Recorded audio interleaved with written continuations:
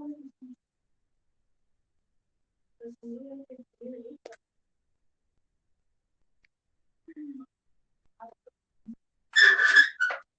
है, तैयारी है यार?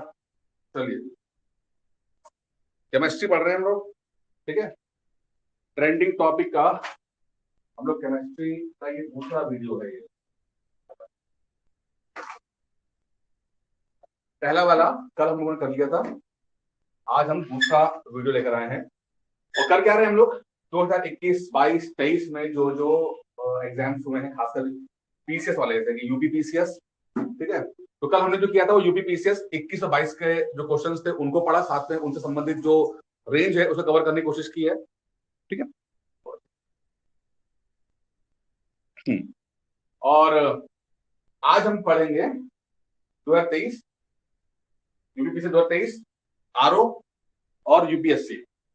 यूपीएससी क्या 2023 और 24, ठीक है। तो ये ऐसा रहेगा, थोड़ा सा लंबा वीडियो रहेगा, लंबा एक रहेगा, फटाफट पढ़ेंगे, ठीक है। तो थोड़ा सा अपनी कमर की पेटी बांध लीजिए, स्टार्ट करें। चलिए, पहला बताइए क्वेश्चन, हिंदी में इंग्लिश दोनों लिखा है। Which are the following element is not a noble gas? निम्नलिखित में से कौन सा तत्व नोबल गैस नहीं है? ये यूपी पीसीएस 2023 प्री का सवाल है। ये रुक जाओ, हम किस लिए खड़े हैं यहाँ पे? आप पहले आंसर देना है। ऑर्गन, क्रिप्टन, रेडॉन और ये एक्टिनियम, ये चार ऑप्शन है, इनमें से कौन सा नोबल गैस नहीं है? पहले तो आपको ये पता है कि किसको उसको पता है कि नोबल गैस क्या चीज होती है? आपको पता है नोबल गैस क्या होती है? नोबल हिंदी में भी नोबल ही लिखा हुआ है, ठीक है। किसको नोबल गैस पता नहीं? नोबल गैस क्या होती है? नोबल गैस पता है ना? क्या होता है नोबल गैस? वो गैस जो रिएक्ट नहीं करती है, किसी से नहीं मिलना, किसी से बात नहीं करना, बहुत एटीट्यूड में रहता है, ठीक है ना। इंट्रोवर्ट, किसी से नहीं बात करना, किसी से रिएक्ट, कोई संबंध नहीं रखने, ना परिवार वालों से, ना रिश्तेदारों से, ना किसी से। ऐसे होते हैं ना कुछ लोग होते हैं, तो वैसे ये गैस होती है बहुत। और अच्छा, मैं अगर टेक्निकल पूछूं आपसे कि ऐसा क्यों है कि ये कोई गैस रिएक्ट नहीं करती किसी से, क्यों, क्या हो सकता है, क्या पॉसिबिलिटी होगी कि ऐसा क्यों है कि कुछ गैसेस रिएक्ट नहीं करती? इसके वजह क्या केमिकल क्या रहेगा? हाँ, केमिकल कन्फिग्रेशन, जो इलेक्ट्रॉनिक कन्फिग्रेशन होता है ना, जैसे कि अगर हम देखें तो पहला, मान लीजिए आपका न्यूक्लियस हो गया, ये दो इलेक्ट्रॉन पहले वाले में होते हैं, ये पता ना आपको? 2 8 वाला जो सिस्टम होता है ना, जो ऐसा होता है ना, पहले वाले में 2 होंगे, कंप्लीट होगा। अगला राउंड कितने होने चाहिए? 8। तो इसमें क्या होगा कि या तो 2 होंगे, या तो 8 होंगे, या 18 होंगे, किस तरह चलेगा। तो आप देखेंगे हीलियम जो है वो क्या है, 2 है। तो पहला जो आउटर मोस्ट का जो है, 2 ही है उसके अंदर। तो एक ही सर्कल का है कि ये हीलियम होता है, और हीलियम का जो एक ही सर्कल 2 इलेक्ट्रॉन है जो भरे हुए हैं, तो कोई जगह ही नहीं है किसी के लिए, वो ऑलरेडी वो अपने में खुश है, ठीक है ना। जिसको कोई संबंध किसी से नहीं बनाने का। इसमें अगर अगर हम देखते हैं नियॉन को, देखें इसके 10 है इलेक्ट्रॉन, 10 में क्या है, 2 ये होगा और 8 ये होगा, पर वाले होगा, तो ये भी भरा हुआ है, ठीक है। तो ये नियॉन हो गया। इसी तरह से अगर आउटर मोस्ट सर्कल के अंदर सारे इलेक्ट्रॉन्स भरे हुए हैं, 8 8 कैपेसिटी 8 की होती है, और 8 भरे हुए हैं, तो उसे कब कन्फर्मेशन पूरा कंप्लीट है, उसे कोई भी इलेक्ट्रॉन नहीं चाहिए अपने आप को स्टेबल करने के लिए। तो जितने ये आप देख रहे हो, ये पीरियोडिक टेबल के अंदर किस तरह, ये पीरियोडिक टेबल नहीं, बचपन में देखा ही ना आपको, पीरियोडिक टेबल देखा ना, ठीक है। इसके इस तरह जितने भी हैं, helium, neon, argon, krypton, xenon और रेंडन, ठीक है, ये जितने भी हैं, रेडॉन सॉरी, ये जितने भी हैं, ये नोबल गैस कहलाती हैं। इनका आउटर मोस्ट जो सर्कल होता है वो कंप्लीट होता है, इनमें कोई इलेक्ट्रॉन लेना नहीं होता है, तो ये किसी से रिएक्ट नहीं करते, ना लेना ना देना किसी से। इन सबको एक लाइन में खड़ा कर दिया गया जो इधर है।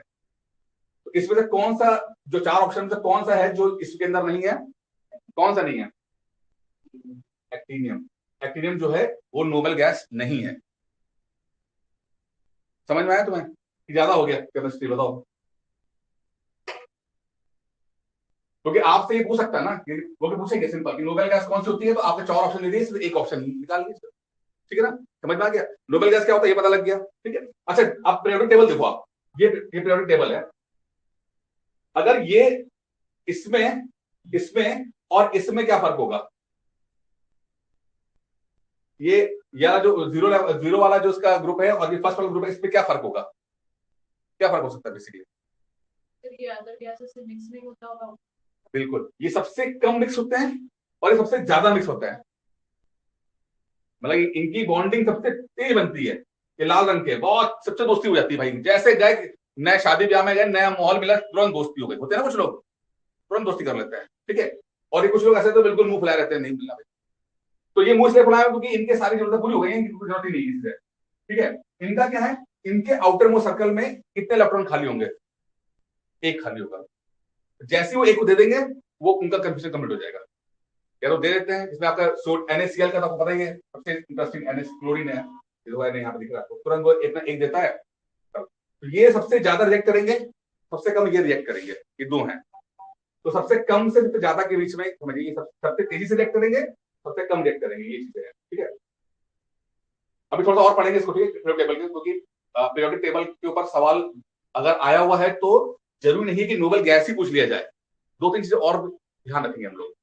तो पहला तो ये था कि नोबेल गैस अगर इधर पूछ सकता है तो इधर ही पूछ सकता है। तो मैंने आपको ये बताया कि यार इधर वाला जो होगा वो सबसे ज्यादा रिएक्ट करने वाला होगा, ये सबसे कम रिएक्शन, ये सबसे तेज रिएक्शन।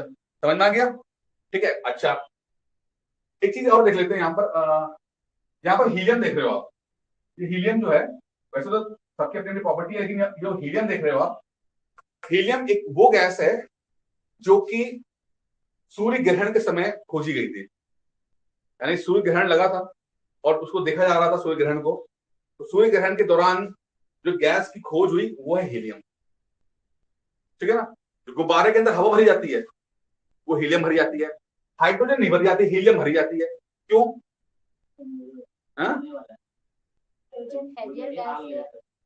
हाइड्रोजन और हीलियम गुब्बारे में हवा भरती ना, पहले हाइड्रोजन भरा करते थे, बाद में हीलियम भरना शुरू कर दिया। तो हीलियम के साथ कहानी क्या कि हीलियम ज्वलनशील नहीं है। हाइड्रोजन में तो क्या है, जैसे फटा पता लगा बच्चा गुब्बारे के साथ उड़ गया ठीक है ना, वो नहीं है। तो इसीलिए जो गुब्बारे में हवा भरी जाती है वो हीलियम भरी जाती है, हल्की भी होती है, उड़ जाती है ऊपर जाके, लेकिन हाइड्रोजन नहीं होती है, हाइड्रोजन गैस नहीं होती है गुब्बारे के अंदर, हीलियम होती है, ध्यान रखना। तो दो क्वेश्चन बनते हैं पीसीएस के अंदर, एक गुब्बारे में कौन सी हवा भरी जाती है, हीलियम। सूर्य ग्रहण के समय कौन सी गैस खोजी गई थी, हीलियम, ठीक है। और हीलियम से बड़ी अच्छी है कि अगर आप हीलियम को इनहेल करो उसके बाद बोलोगे ना तो आपकी आवाज बिल्कुल अजीब सी निकलेगी। अगर आपने भर लिया गुब्बारे का अंदर हीलियम भरा और ऐसे अंदर उसको ले लिया, पतली आवाज निकलती है, ठीक है ना। यहाँ तक हो गया, बाकी चलो ठीक है, इसमें और भी पूछते हैं। अब हम अगर थोड़ा सा अगर देखिए ये और कौन कौन से हैं साथी, कौन से हीलियम है, ऑर्गन है, नियोन है, क्रिप्टन, जेनन, रेडन, और ये छोड़ दिया ऑर्गेनिज्म छोड़ दिया। अब यहाँ पर देखते थोड़ा सा और पढ़ लेते हैं इसमें, आपको पता है पीरियोडिक टेबल बनते कैसे हैं, ठीक है। ये नोबेल गैस हो गई, ये पता लग गया। अच्छा, अब यहाँ पे दो चीजें, एक है मेटल और एक है नॉन मेटल, मेटल और नॉन मेटल। तो आप यहां देखोगे ये जो है, ये जितने भी हैं नॉन मेटल हैं, नॉन मेटल। ये ठीक है आपको, मेटल खासकर ये जो वाले हैं ये मेटल वाले हैं, ठीक है ना। और ये ट्रांसफर मेटल आधी आधी प्रॉपर्टी की मेटल की भी और आधी थोड़ी सी नॉन मेटल वाली की है, ठीक है ना। तो मेटल और नॉन मेटल फर्क क्या होता है, तो ये बताइए, मेटल और नॉन मेटल में क्या फर्क है? ठीक है, बिल्कुल नॉन मेटल होता है। नॉन मेटल का मतलब जैसे सोडियम, जैसे ना सोडियम है, पोटेशियम, आपका पोटेशियम है, ये सब है।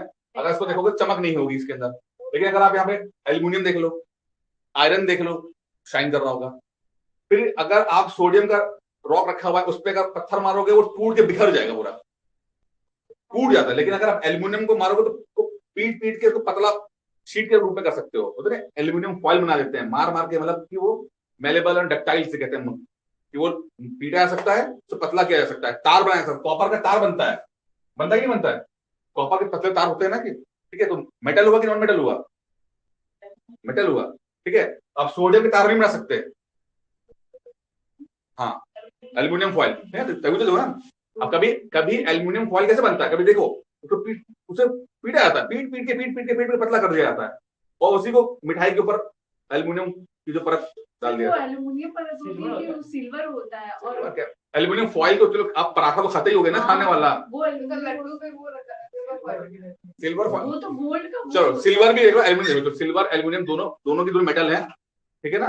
तो उनको पीटा गया तो पतला कर दिया गया, ठीक है, यहाँ तक आ गया। अच्छा, यहाँ पर ये देखो एल्कलाइन मेटल है, एल्कलाइन अर्थ मेटल्स, बल्कि नॉन मेटल्स माने जाएंगे, ठीक है। फिर आपके ये एक नीचे देखो ये दो लाइनें हैं, एक rare earth metals, rare earth metals, rare rare मतलब बहुत कम मिलने वाली चीजें, बहुत कम, रेयर, ठीक है। तो ये जो जितने हैं इनको अलग से रखा गया है। बस थोड़ा सा मैं आपको याद भी करना है, सब चीजों को याद करने का कोई पर्पस नहीं है, सिर्फ क्या पीरियोडिक टेबल से अगर एक सवाल आ चुका है नोबेल गैस वाला, तो हमें थोड़ा सा बेसिक अंडरस्टैंडिंग, क्योंकि सवाल बेसिक से आया हुआ है, तो कम से कम पीरियोडिक टेबल का बेसिक पता होना चाहिए आपको कि यार है क्या इसके अंदर, कि एक तरफ जो है आपका नॉन मेटल, एक तरफ आपका जो है नोबेल गैस है, दूसरी तरफ आपका नॉन मेटल है, बीच में आपके ट्रांजिशनल मेटल आते हैं, फिर अदर मेटल्स आते हैं, तो आपको आइडिया रहे कि वो है क्या। पूछेगा नहीं आपसे, केमिस्ट्री नहीं पढ़, ये इंजीनियरिंग केमिस्ट्री नहीं है कि आपको हर चीज पता होना चाहिए, लेकिन थोड़ा सा दिमाग में तो पिक्चर क्लियर होना चाहिए क्या कर रहे हैं, ठीक है। रेयर अर्थ मेटल, मेटल क्या है, आप मोबाइल वगैरह में देखोगे ना, तो मोबाइल में जो मोबाइल के बनने में कुछ मेटल्स की जरूरत पड़ती है, ठीक है, तो उन्हें जो बहुत कम मात्रा में पड़ती है, बहुत कम मात्रा में, हल्की फुल्की चाहिए होती है, तो उन ये मेटल्स वहां पे काम आते हैं ये। और ये चाइना में सबसे ज्यादा मिलते हैं। चाइना के अंदर जो मोनोपोली है मोबाइल मैन्युफैक्चरिंग की, तो मेन कारण ये है कि ये रेयर अर्थ मेटल सबसे ज्यादा चाइना में मिलते हैं। रेयर अर्थ मेटल सबसे ज्यादा चाइना में मिलते हैं, जो कि मोबाइल बनाने में, इलेक्ट्रॉनिक्स आइटम बनाने में, होता है मोबाइल, टीवी, ये सब बनाने में इन मेटल्स की जरूरत पड़ती है, जो सबसे ज्यादा चाइना के अंदर है। और चाइना में इसीलिए वहां सस्ता पड़ता है। तो और भी कारण है, ठीक है, और भी कारण है, फैक्ट्री बहुत अच्छा सेटअप है वहां पे, वहां पर मैन्युफैक्चरिंग बहुत बड़े लार्ज स्केल पे होती है, वो भी है। लेकिन जो मेन टेक्निकल वाला मैटर में, तो रेयर अर्थ मेटल जो है सबसे ज्यादा वहां पर मिलते हैं, इसलिए उनको सस्ता पड़ता है, इसलिए वो अपना प्रोडक्ट सस्ता बना पाते हैं। इंडिया का बनाएगा तो इंडिया को पहले ये रेयर अर्थ मेटल खरीदने पड़ेंगे, चाइना से इंपोर्ट करना पड़ेगा, तब जाके अपना मोबाइल बनाएगा। अब इम्पोर्ट, जहां इंपोर्ट की बात आती है वहां पर चीज महंगी हो जाती है, ठीक है ना। यहां तक क्लियर हो गया? चलिए, मोटा मोटा समझ में आ रहा है बेटा? क्यों समझ में आ रहा है मोटा मोटा? ठीक है, चलिए, मोटा मोटा समझना। ये अंग्रेजी में लिखा है, सबको आपको हिंदी में ट्रांसलेट मिल जाएगा इससे। मेटल जनरली हैव लस्टर, यानी चमक, बताया उन्होंने। और डेंसर मेलेबल डक्टाइल होते हैं, यानी जो पीट सकते हैं, टूटेंगे नहीं वो, उनको तार बना सकते हो आप, उनको पतला शीट बना सकते हो। Good conductor of heat and electricity. Copper क्या है? मेटल है, बिजली का तार बनता है उससे, तो गुड कंडक्टर ऑफ इलेक्ट्रिसिटी है ना। गुड कंडक्टर यानी कि सुचालक, बिजली का सुचालक, या आपका हीट का, यानी हीट से पास करती है। कोई भी चीज गुड कंडक्टर है या बैड कंडक्टर है, वो कैसे पता लगता है? कि मान लो एक रॉड है, ये रॉड है, दो रॉड है ऐसे से, ठीक है, ये वुड की है, ठीक है, और ये आपका कॉपर हो गया। तो अगर यहाँ पर वुड को यहाँ पर कुछ जलाएंगे, मतलब आग लगाएंगे, तो क्या यहाँ तक गर्म महसूस करेगा आदमी?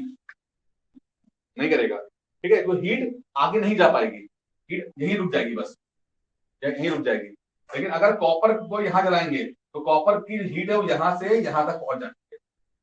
एक कारण है कि जब खाना पकाते हो आप लोग, तो अगर कुछ अच्छा खाना पका रहे हो, कुछ भून भून रहे हो बढ़िया तरीके से, तो धीरे धीरे करते करते क्या होता है कि वो हीट आपके चम्मच तक आ जाती है, आती है कि नहीं आती है? चम्मच गर्म हो जाता है, ठीक है।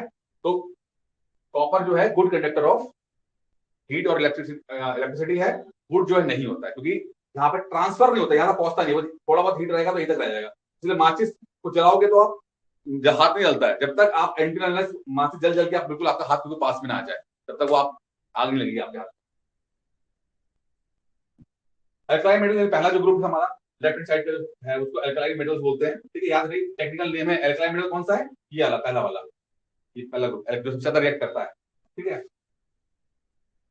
Found in the first column of the left side of the periodic table, they are soft metals. Soft metals कहते हैं, they non metals कहते हैं। They are highly reactive and have one electron in their outermost, सबसे पहले मैं बताया कि एक इलेक्ट्रॉन का outermost शेल के अंदर अवेलेबल रहता है, जिसको देकर वो स्टेबल हो जाते हैं, जिसको देकर वो स्टेबल हो जाएंगे। सबसे तुरंत तत्पर रखते हैं कि किसी तरह से अपना कुछ ऐसा कोई हो कि जिसको तुरंत अपना एक इलेक्ट्रॉन दे दें और वो खुद आराम से वो निश्चित हो जाए, क्योंकि आउटर मोस्ट सेल में एक एक्स्ट्रा इलेक्ट्रॉन घूम ही रहा होता है वो। अब ये तो है केमिस्ट्री, पता नहीं तो किस लेवल की पढ़ी है कि नहीं पढ़ी, मेरी बातें समझ में आ रही कि नहीं आ रही तुम लोगों को? ये तो पता ही होगा ना, ये तो बेसिक केमिस्ट्री है ना, कि इलेक्ट्रॉन्स के बारे में तुम्हें पता है, ये पढ़ा कि नहीं पढ़ा है? स्कूल में पढ़ा है तुमको इलेक्ट्रॉन्स के कैसे जाता है, रिएक्शन होता है, बॉन्डिंग, ठीक है, ये सब चीजें। ना हो तो पूछ लेना बाद में, क्योंकि बाकी कोवेलेंसी वगैरह जो। हाँ ये सब चीजें ठीक है। 6 अल्कलाइन मेटल्स हैं, कौन कौन से हैं यहाँ पर, जो इस पे कौन कौन सी बात कर रहा है ये, लिथियम, सोडियम, पोटेशियम, रुबिडियम, केसियम और फ्रेंसियम, ठीक है। ये याद कर लीजिएगा, एक ग्रुप में आते हैं। तो जैसे सवाल अगर आ जाए कि नॉन मेटल कौन से, तो आपको कम से कम पहले ग्रुप पे पता होना चाहिए क्या क्या चीजें हैं। चांसेस कम है, बट मैं फिर कह रहा हूँ आइडिया रखिए क्या क्या हो सकता है, ठीक है। अल्कलाइन अर्थ मेटल सेकंड वाले में आते हैं, सेकंड वाले इसके अंदर आते हैं, they are generally harder and denser than alkaline metal, have 2 electrons in their outermost shell and each make a distinct color in their flames। क्या बोल रहा है, इसमें पहला एटम खाली है, दूसरे वाले में 2 खाली हैं, ठीक है। तो ये थोड़ा ज्यादा स्टेबल होगा, ये सबसे कम स्टेबल है, ये थोड़ा सा ज्यादा स्टेबल है, और स्टेबिलिटी ऐसे बढ़ेगी, इस तरह बढ़ती है, ठीक है। रिएक्टिविटी ऐसे कम होती है, ये सबसे ज्यादा रिएक्ट करेगा, ये सबसे कम रिएक्ट करेगा, क्योंकि इसमें एक खाली है और 8 वाला तो बिल्कुल फुल हो जाता है इसके अंदर। चलिए इसमें कौन कौन से आते हैं इसके अंदर, barium, magnesium, calcium, strontium, barium, radium, ठीक है। एक ट्रांजिशनल मेटल्स हैं जो बीच के हैं, ट्रांजिशनल है ये बीच वाले, ठीक है। ये क्या बोल रहा है, इस सेंटर पीरियोडिक टेबल के सेंटर में होते हैं, they are sometimes called heavy metals and are denser than alkaline, ठीक है। हैवी मेटल्स होते हैं, और जो आपका क्या कहते हैं, जो आपका ये नॉन मेटल्स हैं, इनको जो येलो मेटल्स हैं इनसे हैवी होते हैं। अब इसमें 2-3 बड़े इंटरेस्टिंग है, cobalt, copper, gold, iron, mercury, platinum, silver, titanium, tungsten, zinc. इसमें कितने के नाम सुने आपने, सबके नाम सुने आपने, ये सब मेटल का काम करते हैं, यानी good conductor of heat and electricity होते हैं, ठीक है ना।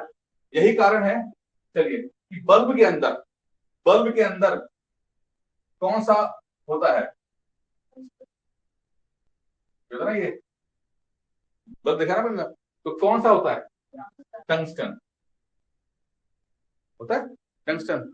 तभी तो बल्ब जलता है, तभी तो लाइट, अगर आप बिजली क्रॉस करोगे और ये टंगस्टन की वायर गर्म हो जाती है, फिर वो ग्लो करती है, क्यों करती है, यहाँ पे कुछ इनर गैसेस होती हैं बल्ब के अंदर, तो ये जब गर्म होता है तो इस प्रभाव में आगे रोशनी भी निकलती है, ठीक है। टंगस्टन है, इस टंगस्टन को ढूंढने में जो है एडिसन को कहा था कि 1000 से ज्यादा एक्सपेरिमेंट किए थे, कि वो बार बार असफल हो रहा था, क्योंकि उसको ऐसा मेटल नहीं मिल रहा था जो कि ग्लो कर पाए, इस टंगस्टन ढूंढ रहा था। अब तो नहीं होता ना, अब तो ये बल्ब आपको बहुत कम दिखते होंगे, अब आपको एलईडी दिखती है, अब वो लेटेस्ट टेक्नोलॉजी है, ठीक है। उससे पहले वाली कौन सी थी, सीएफएल थी, तो पहले बल्ब आया, फिर सीएफएल आया, फिर एलईडी आई है। सीएफएल के अंदर दिक्कत क्या थी, थोड़ा सा मरकरी वगैरह उसके अंदर था, बनने में मरकरी थी, तो वो बहुत दिक्कत करता था, मतलब कि एनवायरमेंट से खराब था वो। और एलईडी ज्यादा अच्छी टेक्नोलॉजी है, बिजली की खपत कम होती है, तो घर में तो लगा होगा एलईडी बल्ब लगे होंगे, ठीक है। कैसे होता है कि 100 वाट, मान लीजिए हम कहते हैं ना 100 वाट का बल्ब लिया ना, ठीक है। अब 100 वाट जितनी रोशनी कर रहा है, तो पता लगा एलईडी का जो है 10 वाट का जो है उतनी रोशनी कर रहा है, यही था ना, कि 100 वाट के बल्ब लिया, ये 50 वाट के, 60 वाट के बल्ब लिया। अगर बल्ब यूज किए कि नहीं, आप लोग कभी अपने घरों में बल्ब चेंज किए होंगे, तो वहां पे कहते हैं कि 60 वाट, खासकर 60 वाट का बल्ब होता था, कि 100 वाट का होता था। तो जितनी रोशनी ये करेंगे 60 और 100 वाट, उतना ये 10 वाट का कर देगा। तो क्या कर, खपत इलेक्ट्रिसिटी कम लग रही है, बिजली की खपत कम हो रही है, रोशनी उतनी कर रहा है, इसीलिए ये एलईडी सक्सेसफुल हो गए बल्ब। अब बल्ब इनकी ड्यूरेबिलिटी ज्यादा होती है, कि चलते साल भर। तभी लिख देते हैं उसके अंदर कि जैसे परचेस करते हो, अब लिख देता है कि हाँ भाई इस तारीख परचेस किया गया, कि विद इन 1 ईयर अगर खराब होता है तो चेंज कर दिया जाता है। तो इतना ज्यादा श्योर है कंपनियां भी कि साल भर तो चलेगा चलेगा, लेकिन आप वाले बल्ब में नहीं उम्मीद कर सकते कि ये बल्ब चलेगा लंबा, और महीने भर में फूक जाए, 2 महीने में फूक जाए, कोई भरोसा नहीं इसका, ठीक है। क्यों फूक जाता है, गर्म होते होते ये टंगस्टन इतना गर्म हो जाता है कि वायर जो है टूट जाती है, गर्म होकर टूटती है, हीटिंग इफेक्ट, हीट होता है और फिर वो ब्रेक कर जाता है। सेम फिनोमेना लगता है आपका जब आप हीटर यूज करते हो। हीटर के अंदर क्या होता है, आप खाना पकाते हो और कुछ समय के बाद जो हीटर की जो वायर होती है वो टूटती है, गर्म होता रहेगा वो वायर फिर टूट जाती है, जो रूम हीटर आते हैं सब टूटे क्योंकि मेल्टिंग पॉइंट आ जाता है, इतना गर्म होते होते उनका मेल्टिंग पॉइंट आ जाता है, वो मेल्ट कर जाता है। वो क्रोमियम का रहता है, तो आप पूछा था आपसे वो कि रूम हीटर कौन सा आता है, वो क्रोमियम का होगा, लिकोरियम क्रोमियम दोनों से बने होते हैं वो, ठीक है।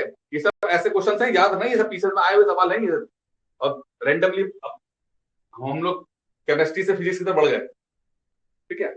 अच्छा, जिंक आता है, तो याद है जिंक, जिंक एक काम में आता है, इसने पढ़ा गैल्वेनाइजेशन, पढ़ा गैल्वेनाइजेशन क्या होता है? गैल्वेनाइजेशन फर्क कर उसमें खुदाई की जाती है। खुदाई की आती है, सर्व तरह की खुदाई है। गैल्वेनाइजेशन,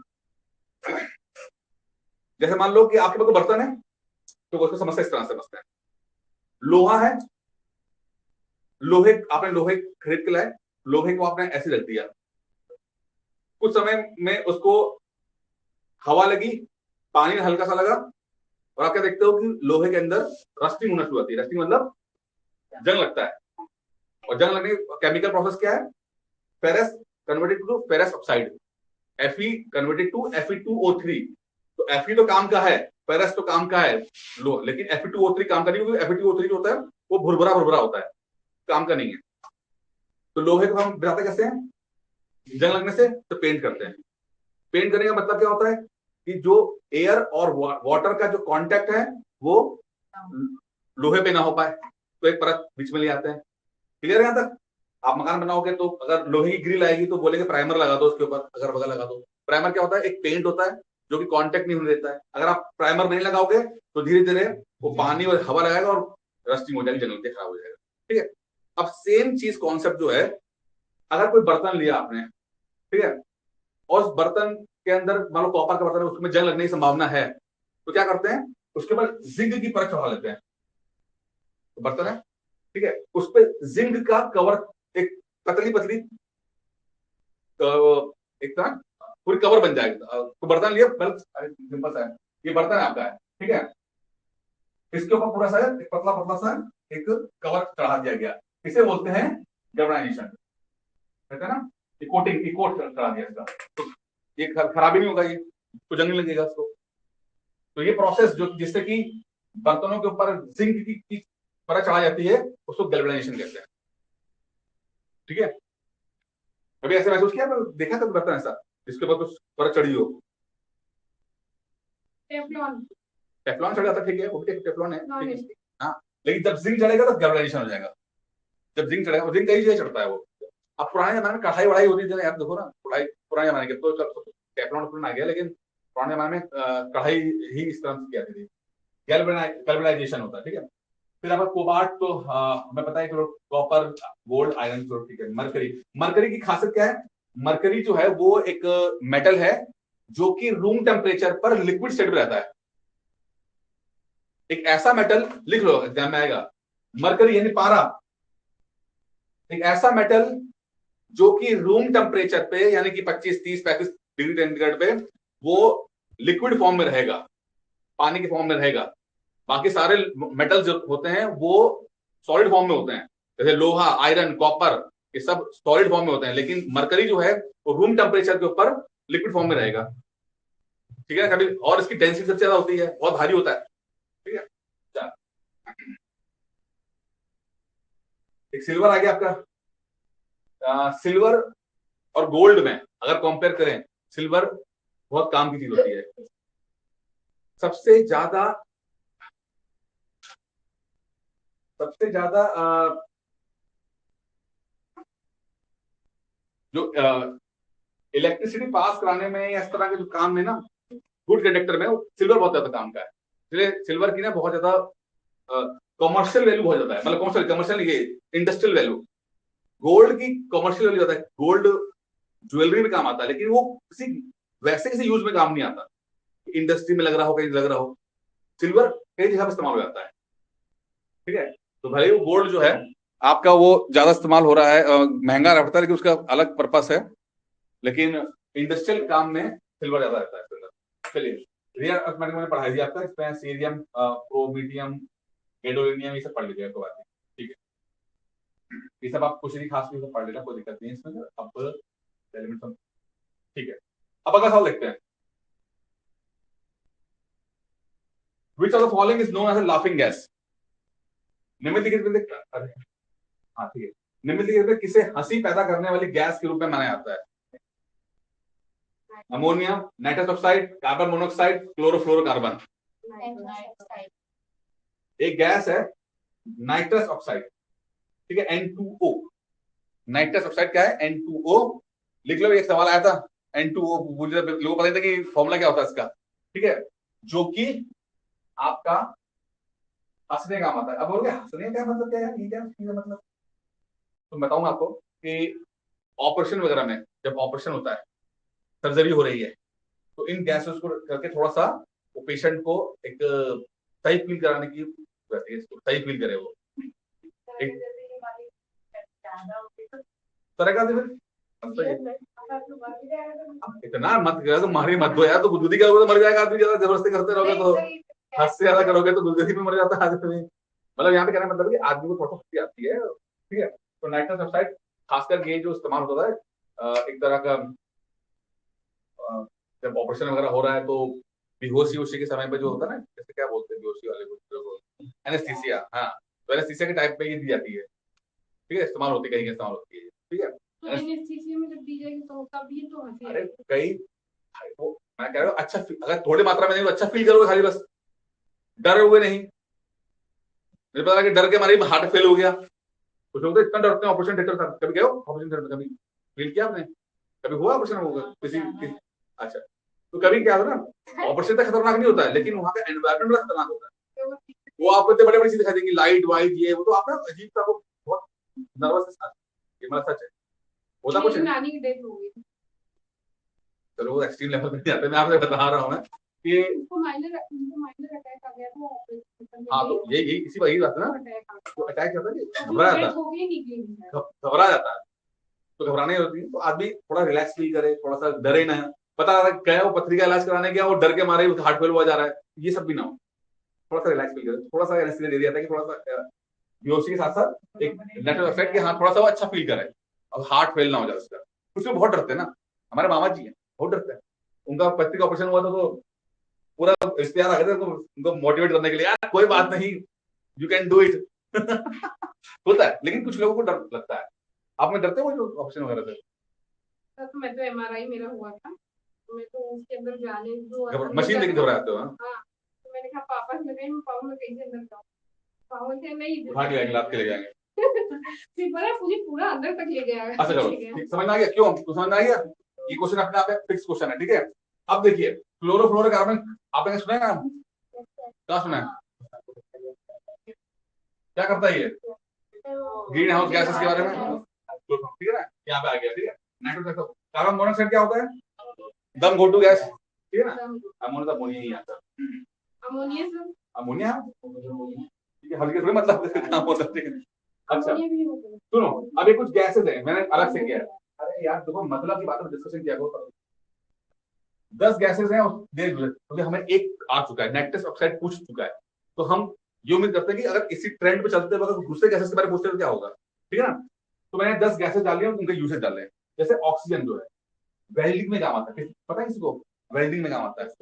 आप देखा सिलेंडर रखे होते हैं जो वेल्डिंग करते हैं ना, तो एक तो होता है उनके पास ऑक्सीजन सिलेंडर रखे होते हैं, तो ये पता चाहिए, ये मैं तो ये यूपीएससी में एक सवाल आ चुका है पहले, जब उन्होंने गैसेस की दिया था और कहाँ का इस्तेमाल, ये ऑक्सीजन का वेल्डिंग में होता है, तो वेल्ड कर पाएंगे।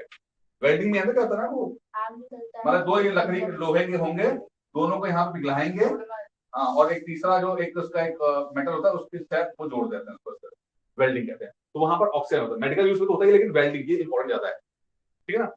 नाइट्रोजन होता है वो फायर सप्रेशन हो गया, यानी कि आग बुझाने का काम आता है, जो आपका फायर एक्सटिंग्विशर होता है ना, जो वहां पर आता है, ठीक है। तो वहां वैसे तो आपके ना वो ट्राई कार्बन डाइऑक्साइड भी होता है, वो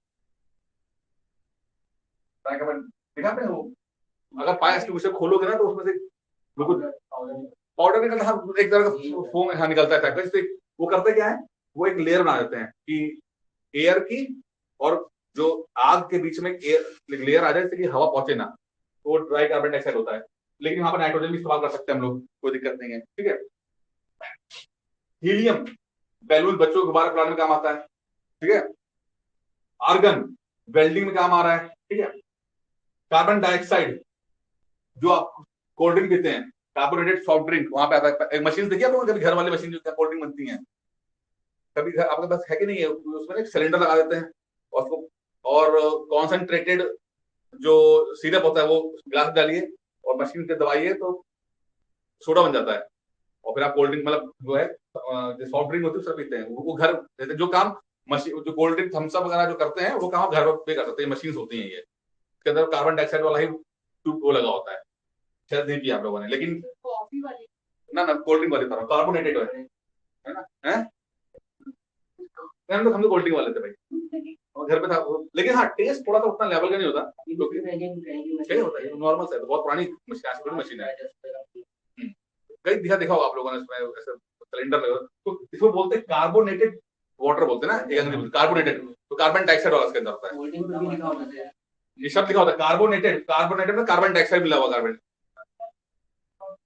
पढ़ाई करने के बाद तो सब कुछ तुम्हें दिखाई देगा, पीसीएस की आईएएस की पढ़ाई की फायदा ये है ना कि जब देखने के बाद सब कुछ दिखता है, अभी तक आप लोग ध्यान नहीं दिया किसी बात पर, जब आप पढ़ लोगे ना तो दिखेगा आपको चारों तरफ, फिर आप हम लोग सर अभी हेट्रोजीनियस जो पढ़ाया था जब हम देख रहे थे तो उसमें जब हेट्रोजीनियस होमोजीनियस हुआ तो समझ आया कि हेट्रोजीनियस अलग अलग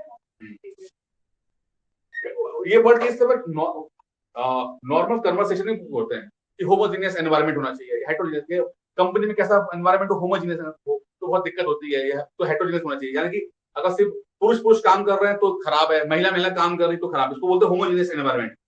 लेकिन अगर हेट्रोजीनियस एनवायरनमेंट है, यहाँ पे महिला और पुरुष दोनों काम कर रहे तो अच्छा एनवायरनमेंट है, तो कहाँ काम ये वर्ड कहाँ इस्तेमाल हो रहा है, वो कंपनीज में काम के रूप में आ रहा है। लेकिन आपको पता है टेक्निकल पता है कि होमोजीनियस का मतलब क्या होता है, हमने पढ़ा है कि होमोजीनियस सोल्यूशन क्या होता है, ये प्रैक्टिकल यूजेस है। क्या एसिटिलीन वेल्डिंग में काम आता है, वेल्डिंग बहुत काम आते हैं क्या रही है, कितनी वेल्डिंग करने लगे लोग एसिटिलीन ये इंपॉर्टेंट है ध्यान रखना, ठीक है, गैस होती है एसिटिलीन जो वेल्डिंग में काम आती है, तो वेल्डिंग में ऑक्सीजन हो गया और ऑर्गन हो गया, एसिटिलीन हो गया, ये तीनों वेल्डिंग में काम आते हैं, कार्बन डाइऑक्साइड जो है वो सॉफ्ट ड्रिंक में काम आती है, ठीक है। आपका प्रोपेन जो है वो गैस काम आता है, हमें पता है प्रोपेन बुटेन तो काम गैस में काम आते हैं, ठीक है, और नाइट्रस ऑक्साइड हंसने काम आता है, ठीक है, propane for vaping vaping topping और एनेस्थीसिया में काम आता है, हमने पढ़ा हम लोगों ने। और फिनोन जो होता है वो कार्बन होगा coolant for the air conditioner, जो एयर कंडीशनर होते हैं उसके कूलेंट के काम आता है, रेफ्रिजरेटर कूलेंट ठंडा करने का काम आता है, जो कि एक क्लोरोफ्लोरोकार्बन है जिससे कि ग्रीन हाउस इफेक्ट पैदा होता है, तो फिनोन गैस ये होती है इसका, ठीक है। तो कुछ गैसेस हैं इनका जो कमर्शियल यूजेस हैं वो कहाँ कहाँ होता है, वो हमने 10 गैसेस का देख लिया। एग्जाम के लिए थोड़ा सा ये ध्यान रखिएगा क्योंकि अगर नाइट्रस ऑक्साइड से पूछा सकता है तो ये बाकी चीजें पूछी जा सकती है, ठीक है।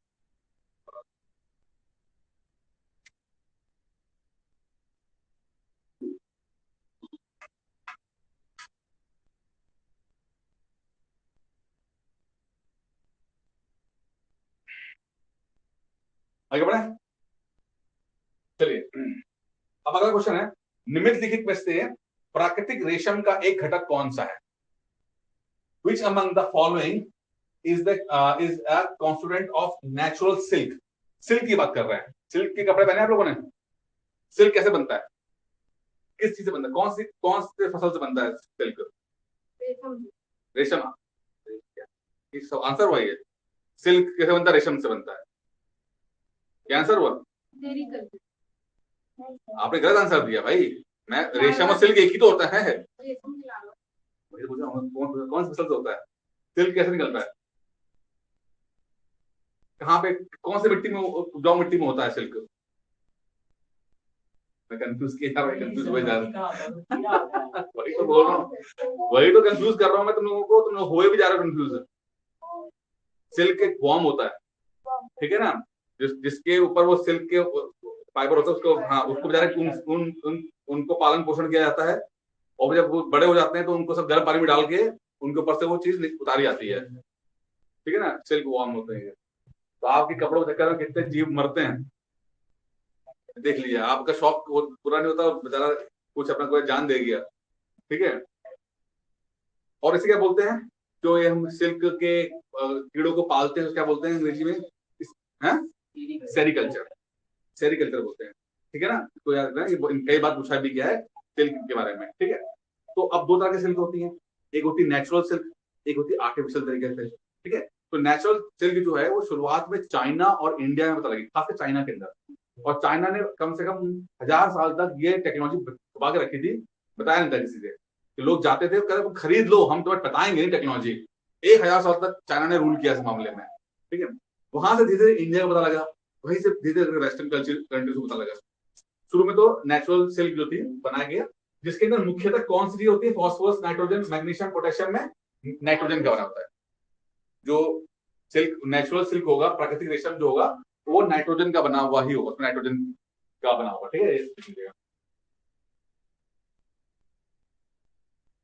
एक सवाल आपसे ये पूछ सकता है कि भाई प्राकृतिक रेशम के अंदर क्या होता है, तो नाइट्रोजन हो गया, ठीक है। लेकिन और बताऊं आपको कि दो मेन प्रोटीन होती है इसके अंदर। जो सिल्क है एक तरह का प्रोटीन है, देखिए ध्यान रखिएगा, पूछा गया है सिल्क, कई बार एग्जाम पूछा गया है क्या होता है, प्रोटीन। सिल्क एक तरह का प्रोटीन है, ध्यान रखिएगा, ठीक है ना। क्योंकि सिल्क के अंदर दो तरह के प्रोटीन पाए जाते हैं, एक है फिब्रियन और है सेरिसिन। सेरिसिन या सेरिसिन जो भी बोलिए, फिब्रियन और सेरिसिन। दो ये क्वेश्चन ध्यान रखना, तीन क्वेश्चन बन रहे हैं। एक ये बन रहा है क्वेश्चन नाइट्रोजन बना होता है, एक क्वेश्चन ये बन रहा है कि सिल्क जो है एक तरह का प्रोटीन है, ठीक है ना। और उसमें तीसरा ये बन रहा है कि इसमें कौन से दो प्रोटीन होते हैं, फिब्रियन और सेरिसिन। तीन सवाल बन रहे हैं, दो सवाल तो एग्जाम में आए हुए हैं, तीसरा तैयार रखिएगा अपने आप को पूछने के लिए, ठीक है ना। जरूरी की वजह पर नाइट्रोजन पूछ रहे हो, तो मान के चलो कि नाइट्रोजन नहीं पूछेंगे, कुछ और पूछ ले, ठीक है ना। यहां तक क्लियर हो रहा बेटा। सिल्क सेरिकल्चर बोलते हैं, सेरिकल्चर, ठीक है, यानी कि रेशम के कीड़ों को पालने का जो होता है सेरिकल्चर बोलते हैं, ठीक है। और इससे जुड़ा हुआ सवाल और भी आते हैं, एपीकल्चर, हॉर्टिकल्चर, जितने भी कल्चर है तो याद रखिएगा, एग्जाम सब इंपॉर्टेंट है वो, ठीक है। सिल्क बनता किससे, सिल्क एक तरह का प्रोटीन है जिसमें फिब्रियन और सेरिसिन होते हैं। क्लियर है यहां तक, आगे बढ़े चलिए। इसमें जो 70 to 80% फिब्रियन होता है, ठीक है, जो कि मेन कोर प्रोटीन है सिल्क का, ठीक है। और जो सेरिसिन है वो एक तरह का बाइंडिंग एजेंट है, तो सिल्क के फाइबर को बांधने वाला काम जो है वो सेरिसिन करता है। तो मेन प्रोटीन फिब्रियन है, तो हो सकता है ये अकेले ही पूछ ले आपसे, ठीक है। चार पूछे प्रोटीन, बोले इसमें कौन सा प्रोटीन जो है सिल्क के अंदर काम आता है, तो याद रहेगा फिब्रियन सिल्क आता है, ठीक है। अच्छा भाई, यहाँ तो साइंस हो गया, लेकिन अगर मैं इसको ज्योग्राफी जोड़ दूं तो क्या कैसा रहेगा। अगर मैं आपसे बोलूं कि हिंदुस्तान में कहां कहां पर सिल्क मिलता है, या कितने प्रकार, टाइप्स ऑफ सिल्क कितने हैं, टाइप्स ऑफ सिल्क, हाँ, सिल्क कौन से रखे हैं, चार प्रकार के मुख्यतः इंडिया में वर्ल्ड में पाए जाते हैं। मलबरी सिल्क, मलबरी, एरी सिल्क, टसर सिल्क और मुगा सिल्क, ये चार तरह के सिल्क हैं। इंडिया में पाए, हाँ वर्ल्ड में, लेकिन इंडिया में तो पाए जाते हैं, लेकिन वर्ल्ड में भी मुख्यतः चार तरह के हैं, मुख्यतः, ठीक है, और भी होंगे लेकिन मुख्यतः है चार तरह के, मलबरी, एरी सिल्क, टसर सिल्क और मुगा सिल्क। सिल्क के ऊपर सवाल कई पूछे गए हैं एग्जाम, ठीक है, सिल्क में लगातार सवाल आते आते रहते हैं।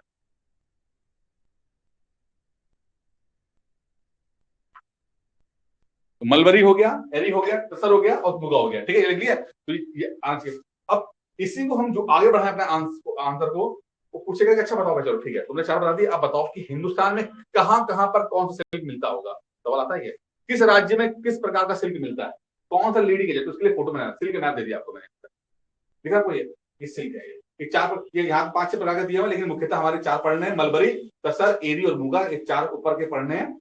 और आपको आइडिया मिल जाएगा सिल्क कहां कहां पर है, किस स्टेट में कौन सा सिल्क है। और दूसरा, कुछ सेंटर्स हैं सिल्क के, एग्जाम ये पूछ सकता है कि सेंटर कौन सा है, जैसे कि एग्जाम में लिख देते हैं, मलबरी है जो ग्रीन वाला है, मलबरी डार्क ग्रीन वाला मलबरी श्रीनगर के अंदर है, देख रहा आपको, थोड़ा सा हरियाणा और पंजाब का बॉर्डर देख रहे हैं, यहाँ पर हो गया, ठीक है, श्रीनगर तो है ही है। अब श्रीनगर जो है सेंटर है, श्रीनगर एक सेंटर है मलबरी सिल्क का। अगर हम बात करते हैं यूपी की बात करते हैं, यूपी में किस प्रकार का सिल्क आ रहा है, वो आपका देखिए, ये दो तरह के सिल्क यहाँ पे, मलबरी भी है और टसर भी है। और वाराणसी और मुबारकपुर जो है वो सेंटर है यूपी के अंदर सिल्क के। तो आपसे अगर यूपी के संबंधित सवाल पूछेगा तो वाराणसी के पूछ सकता है कि वाराणसी बताओ किस संबंधित है, वो सिल्क से है, या मुबारकपुर किससे संबंधित है, वो सिल्क से संबंधित है। मुबारकपुर यूपी में, हाँ मुबारकपुर, ठीक है। मैं आपको आपने वो नाम सुना है, भुंतर, बहुत सारे जगह जो पहली बार सुना होगा नाम, ये डिस्ट्रिक्ट, मैं यूपी का नाम बताता हूँ, डिस्ट्रिक्ट थोड़ी ना है, मुबारकपुर डिस्ट्रिक्ट है, बताइए है, बनने वाला ना, तो बनना तो नहीं ना अभी, वही तो कहता, डिस्ट्रिक्ट है तो नहीं ना अभी, ठीक है ना। श्रीनगर आपसे पूछेगा ये यूपी से पूछेगा, ठीक है, यूपी से पूछेगा इस तरह का। यूपी में होता है मलबरी होता है, 4 ऑप्शन डाल देगा, मलबरी सिल्क यूपी में पाया जाता है। दूसरा पूछेगा सेंट्रल गवर्नमेंट से मुबारकपुर और वाराणसी, ठीक है। अच्छा, एरी भी तसर भी होता है। और यहाँ पे बाकी बाकी आप देख लीजिएगा कहाँ कहाँ है, जिसमें खूब सारे आपको, अगर बिहार की बात करें तो भागलपुर हो गया, मुर्शिदाबाद बंगाल की बात हो गया, ठीक है, बुलहारनपुर, ये सब आपको देख लेना जितने जितने हैं। और सबसे ज्यादा आई थिंक अगर है वो प्रोडक्शन कर्नाटक में होता है। कर्नाटक में सबसे ज्यादा सिल्क का प्रोडक्शन होता है। मुझे किस राज्य में सबसे ज्यादा होता है, तो कर्नाटक के अंदर होता है, ठीक है। और कर्नाटक और यूपी में मलबरी होता है, कर्नाटक में सबसे ज्यादा होता है, और यूपी के अंदर 2 होते हैं, मलबरी और तसर, ठीक है, ये होते हैं। मैंने आपको यहाँ पे एक बना दिया है, इसको आप पढ़ लीजिएगा कि आंध्र प्रदेश में मलबरी तसर होता है, असम में मूगा और एरी। ये बहुत इंपॉर्टेंट है, कई बार एग्जाम में आता है कि वो बोलता है कि चारों लिख देता है और कुछ 4 स्टेट लिख देगा कि बताओ कि भाई यूपी में अगर मलबरी है तो असम के अंदर मूगा और एरी पाए जाते हैं। ये इंपॉर्टेंट है, ठीक है। वो मैच फॉलोइंग वाला सवाल, कौन सा कहाँ मिलेगा, ये मूगा वाला है, ठीक है। बिहार में तसर है, छत्तीसगढ़ में तसर है, छत्तीसगढ़ में तसर आ गया, देखिए। जम्मू कश्मीर मलबरी हो गया, कर्नाटक में मलबरी है, यूपी में आपका मलबरी आ गया। तो जो ये एक्स्ट्रा वाले हैं जो कम ज्यादा दिख रहे हैं, उस पर नजर रखिएगा कि वो राज्य कौन से हैं। जैसे कि मूगा और एरी असम में फेमस है, मलबरी तो हर जगह पाया जा रहा है, ज्यादा पाया जा रहा है, लेकिन मूगा एरी आपका असम में फेमस है, तो सर जो छत्तीसगढ़ में फेमस है, ठीक है। समझ में आ रहा है क्वेश्चन क्या बता रहा हूं मैं आपको? ये पूछा गया सवाल है ये। एक तरफ चारों तरह के उन्होंने पूछ लिए थे कि चारों तरह की ये लिख दिए उन्होंने, और इधर स्टेट, तो मैं तो फॉलोइंग करना था लोगों को क्या करना, ठीक है। स्टेट और कौन सा, तो मुगा एरी असम, ये इंपॉर्टेंट आ गया। तसर हुआ छत्तीसगढ़ इंपॉर्टेंट आ गया, ये झारखंड भी देखो तसर है, ठीक है। और अगर ये 2 याद कर लोगे तो मलबरी तो पता ही है कि बाकी तो मलबरी होता ही है, वो यूपी के अंदर होता ही है। यहां तक क्लियर हो गया, ठीक है। ज्योग्राफी का थोड़ा क्वेश्चन आ गया है, थोड़ा सा आपका यहाँ पर साइंस वाला क्वेश्चन आ गया है, कोई टॉपिक इंपॉर्टेंट है, बल्कि इसमें और भी खींच सकता था मैं, लेकिन मैंने चलो इतना ही छोड़ता हूँ, बहुत दिक्कत आ जाएगी। यह है आरओ का सवाल, ये आरओ का सवाल है, और आप देखोगे किस तरह से पीसीएस और आरओ का सवाल मैच करते हैं। ये आरओ का इस बार का पेपर है ये, ठीक है ना। और आप मुझे आंसर बताना, ठीक है, कि आप पहले बताओगे ये सवाल आपने पढ़ा है कि नहीं पढ़ा है। ये आरओ का है। निम्नलिखित घटनाओं पर विचार कीजिए तथा इन्हें सही कालानुक्रम में व्यवस्थित कीजिए, सबसे पहले से आरंभ करते हुए आखिरी गतिविधि तक पहुंचे। पाई मेसन की खोज, न्यूट्रॉन की खोज, इलेक्ट्रॉन की खोज, प्रोटॉन की खोज, और इसको बताना कि कौन पहले कौन कौन सा आया। अब मुझे पहले बताओ कि क्या आपने ये पढ़ा है, पढ़ा है, कब पढ़ा है? कल पढ़ा है। और हमने क्यों पढ़ा था? हमने ये पढ़ा था क्योंकि पीसीएस में सवाल इसी तरह का आया था, ये ऐसा नहीं आया था, याद करो, वहां पर न्यूट्रिनो वाला सवाल आया था, और मैंने कहा था कि जरूरी नहीं है कि वही सवाल रिपीट हो जाए, मतलब मैंने उसको और एक्सप्लेन करते पढ़ाया था। तो हमने ये पाई मेसन और न्यूट्रॉन ये सब हम लोगों ने डिस्कस किया था। इसीलिए सिर्फ सवाल, रिपीट सवाल के भरोसे मत बैठना कि बैठोगे रिपीट सवाल आ जाएगा, घटना चक्र पढ़ लिया हमने, देख लो तुम्हारे सामने ये सवाल आ रहे हैं, तुम्हारे सामने मैं हाथी प्रूफ करके दिखा रहा हूं आपको कि आप अगर सिर्फ क्वेश्चन के भरोसे जाओगे, हाँ मैंने रिपीट सवाल पढ़ लिया, तो आप बहुत रिस्क में रहोगे। कुछ सवाल रिपीट करेंगे, बट अगर वो आपको थोड़ा भी घुमाना चाहेगा तुरंत घुमा देगा आपको। तो टॉपिक पे फोकस करो, टॉपिक अच्छे से कवर कर लो, जिससे कि संभावनाएं आपकी बढ़ जाए। तो चलो बताओ कौन सा होगा, बताइए।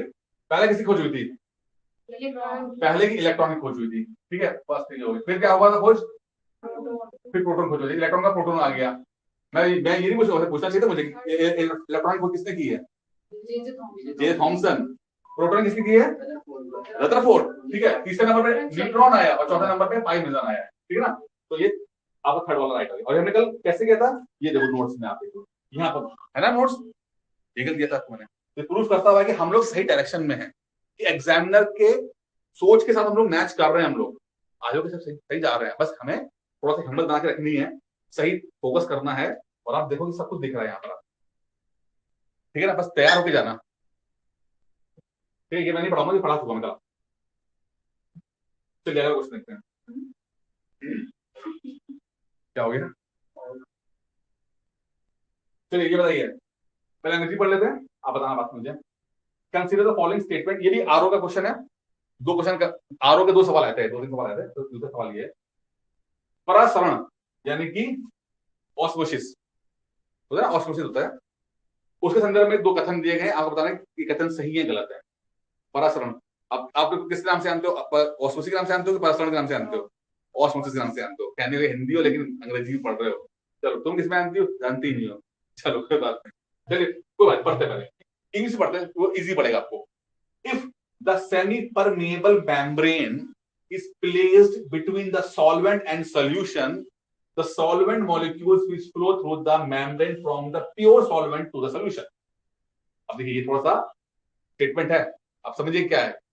यदि एक अर्ध परागम्य झिल्ली विलायक और विलयन के मध्य रख दी जाए तो विलायक के गुण अणु इस झिल्ली में से निकलकर शुद्ध विलायक से विलयन की ओर प्रवाहित हो जाएंगे। आप ये बताइए सही है गलत है? और दूसरा मैं आपसे विलायक के प्रवाह की यह प्रक्रिया प्रतिलोम परासरण कहलाती है। The process of flow of solvent is called reverse osmosis. अब क्या सही है क्या गलत है, पहले तो समझ में आया कि नहीं आया, पहले क्वेश्चन समझ में आया कि नहीं आया? तो हमें क्वेश्चन समझ में आ रही है, ऑस्मोसिस से संबंधित पूछ रहा है। अब ऑस्मोसिस और रिवर्स ऑस्मोसिस के बारे में थोड़ा सा आपको पता होना चाहिए, तब आप कर पाओगे। ठीक है, आरओ होता है, पानी पीते आरओ का, तो वो वही पूछ रहा है कि आरओ का जो टेक्नोलॉजी इस्तेमाल हो रही है वो साइंस पूछ रहा है उसकी।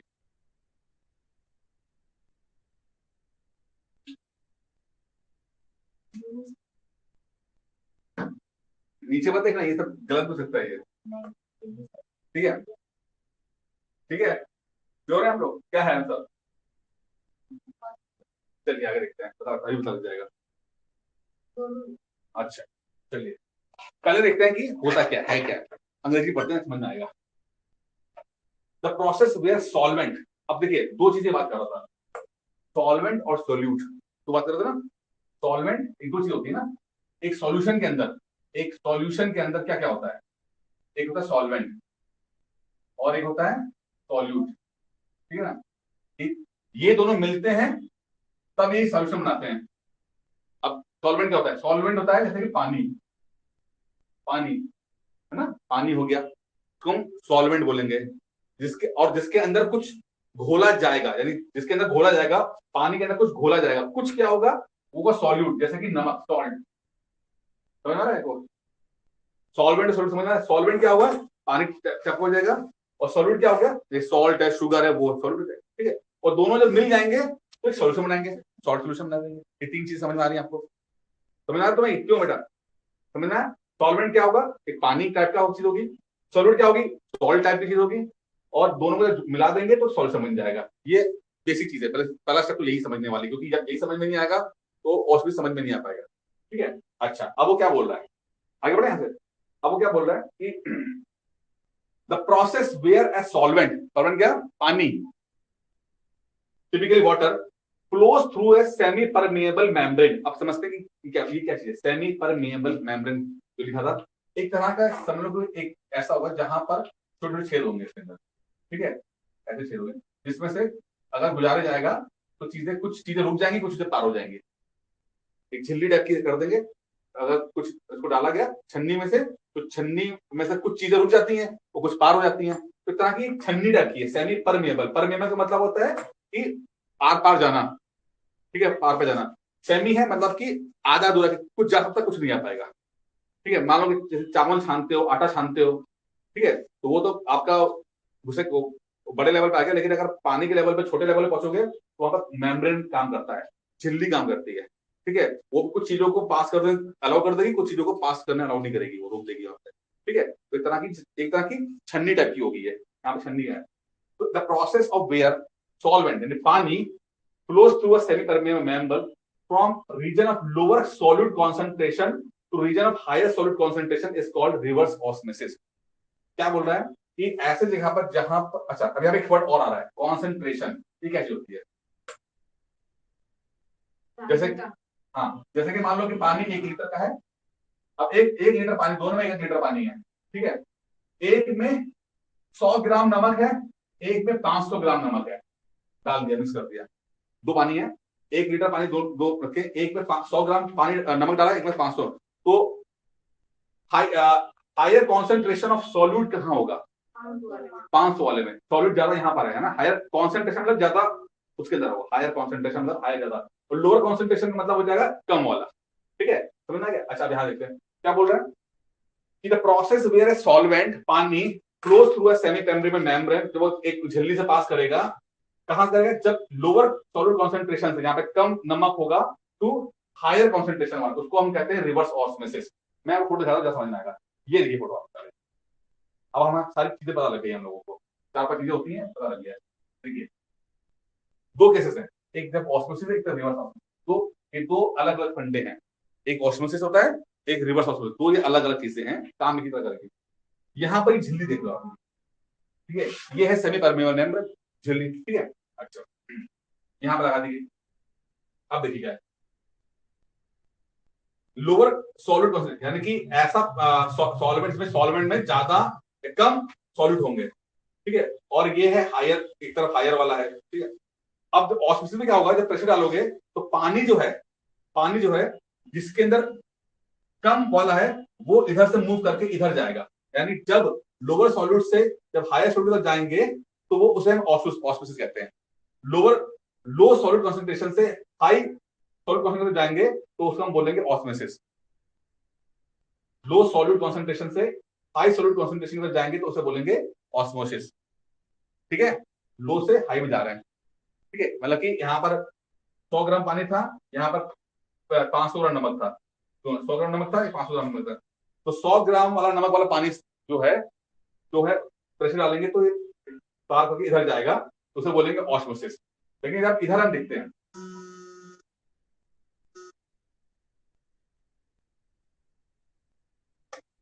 इधर देखिए, तो यहां पर जो हमने अपना जो ये प्रेशर अप्लाई किया, तो हायर कॉन्सेंट्रेशन से वो लोअर कॉन्सेंट्रेशन उतर गया, मतलब यहां पर सॉल्यूट ज्यादा था, मतलब कि यहां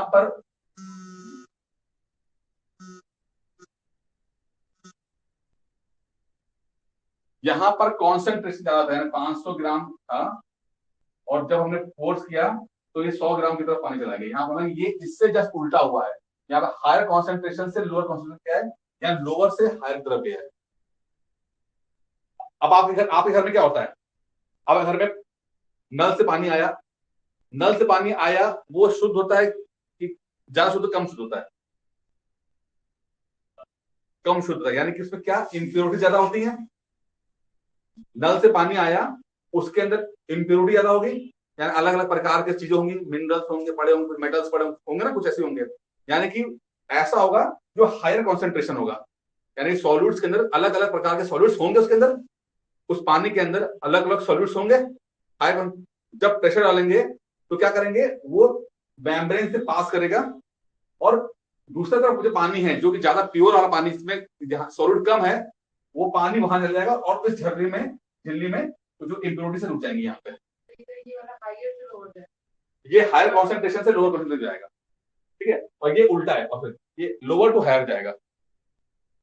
तभी देखा ना आप, जो पानी होता है सारा इम्प्योरिटी यहाँ पे रुक जाती है, यहाँ रुक गई है, और फिर पानी चला गया, पानी बना के चला गया, तभी आपका जो मेम्ब्रेन है वो खाली खराब हो जाता है साल भर के अंदर, क्योंकि मेम्ब्रेन क्या करता है, सारे सॉलिड्स को रोक देता है और पानी को आने देता है, पानी को आगे आने दे रहा है, और जितनी इंप्योरिटीज को रोक दे रहा है, क्या कौन? मेम्ब्रेन, जो कि आपका फिल्टर लगा होता है घर के अंदर, इसलिए आपको साल में चेंज करना पड़ता है, क्योंकि कहते हैं वो मेम्ब्रेन खराब हो गया। खराब क्या हो गया? उस जाली के अंदर सब भर गए, सॉलिड भर गए, अब हमें चेंज करना है, सिर्फ सॉल्वेंट जाएगा, यानी हायर कॉन्सेंट्रेशन से, क्योंकि आप इस तरह याद करना कि नल का पानी आया, नल के पानी में अलग अलग प्रकार के इंप्योरिटीज होंगी, तो ज्यादा सॉल्यूट होगा इसके अंदर, ठीक है। जब वो पास करेगा मेम्ब्रेन से, तो मेम्ब्रेन क्या करेगा, फिल्टर क्या करेगा, सारे सॉल्यूट्स को रोक देगा और सिर्फ पानी को जाने देगा, यानी हाई कॉन्सेंट्रेशन ऑफ सॉल्यूट से लो कॉन्सेंट्रेशन ऑफ सॉल्यूट की जाएगा, ज्यादा इंप्योरिटी से कम जाएगा, इसे बोलते हैं रिवर्स ऑस्मोसिस। और जब ये प्रक्रिया उल्टी हो जाएगी, लो से हाई में जाएंगे, तो उसे बोलेंगे ऑस्मोसिस। ठीक है, दोनों फंडे समझ में आ रहे हैं आपको ये? ठीक है, क्योंकि अगर ये समझ में आ रहा है ना, तो आपको तभी कुछ समझ में आ जाएगा कि the process of flow of solvent is called reverse osmosis. बिल्कुल ठीक है, सॉल्वेंट फ्लो कर रहा है ना रिवर्स ऑस्मोसिस में, क्या the process of flow of solvent, flow of water हो रहा है ना, उसे रिवर्स ऑस्मोसिस कहते हैं। सही है, कहते हैं, ये तो कहते ही है। भाई यहाँ पे पानी फ्लो ऑफ सॉल्वेंट जा रहा है ना, फ्लो ऑफ वाटर जा रहा है, हो रहा है, बिल्कुल सही है, ठीक है। और दूसरा क्या है, if the semi permeable membrane is place between the solvent and solution, the solvent molecules will flow through the membrane from pure solvent to the solution, ठीक है। ये भी आ रहा है इसके अंदर। तो ये दोनों जो है, दोनों चीजें जो है वो राइट है आपकी, एक और दो दोनों राइट होंगे,